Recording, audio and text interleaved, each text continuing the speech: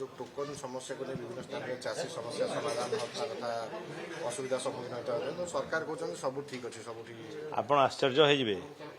चाषी बाड़ेबे समय आसला एम बाड़ेबे चाषी अभी जो नियम बाहर कर आपण मैंने देखुए पट्टा इश्यू जो रजिस्ट्रेशन जहाँ जमी ना रे पट्टा नहीं से रजिस्ट्रेशन करें से आपण मैंने जानी आमर कलम 2 है बहुत जमी माने 80% कलम 2 है कलम 2 नहेले जदि मोर ना रे पट्टा अच्छी मु मरी जाइए मोर पुओ मैंने आउ रजिस्ट्रेशन करें यहीटा परिस्थिति है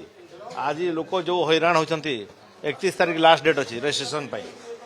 31 तारीख लास्ट डेट अच्छे रजिस्ट्रेशन जदि आम सरकार को कहूँ अनुरोध करूँ यही सब नियम को उच्छेद करा जाओ ना आगामी दिन में चाषी उचित जवाब दिए आप मैंने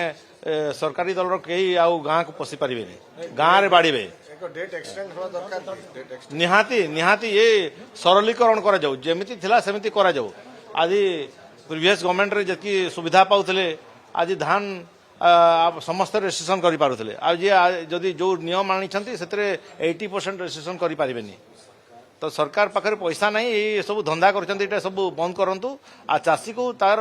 धान बिकिबा जो उत्पादन कर सठिक हिसाब से बिकी पारे से चिंता करंतु।